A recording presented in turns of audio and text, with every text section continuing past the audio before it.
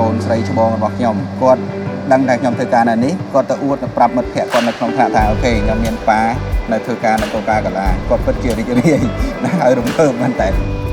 គាត់បានផ្សេងអាហ្នឹងក៏ដល់មិត្តភ័ក្តិគាត់ហើយគាត់ក៏និយាយថាពេលដែលគាត់ធំឡើងគាត់នឹងចូលនៅក្រុមហ៊ុនកោការកាឡាបន្តពីឪពុកដូចគ្នាដល់សម្រាប់គ្រួសារគាត់ពិតជាសប្បាយហើយនឹងរីករាយណាស់ដែលបានខ្ញុំធ្វើការនៅទីនេះខ្ញុំជាកូនកសិករទេដែលរស់នៅក្នុងខេត្តកំពង់ឆ្នាំងណាហើយខ្ញុំបានបន្ទាប់ពីប្រឡងជាប់បាក់ឌុបខ្ញុំបានឡើងមករៀននៅភ្នំពេញដោយរស់នៅជាមួយនឹងមីងហើយនឹងពូនៅពេលដែលខ្ញុំរៀននៅរហូតដល់រយៈពេល2ឆ្នាំណានៅក៏មានឱកាសការនៅក្រុមហ៊ុនកោការកាឡាចាប់ផ្ដើមរើសបុគ្គលិកនៅផ្នែកឃ្លាំង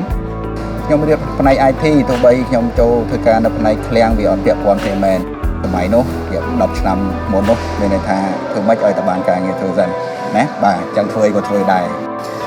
តោះមកខ្ញុំធ្វើការនៅនេះរយៈពេល22ឆ្នាំនោះមានន័យថាមានអារម្មណ៍ថា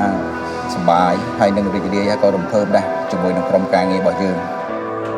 បាទសម្រាប់បំណងរបស់ខ្ញុំពេលដែលខ្ញុំធ្វើការរហូតដល់ចូលនិវត្តន៍ខ្ញុំសង្ឃឹមថាកូនខ្ញុំនឹងមានឱកាសចូលនៅក្រុមហ៊ុនកោការកាឡាដូចគ្នា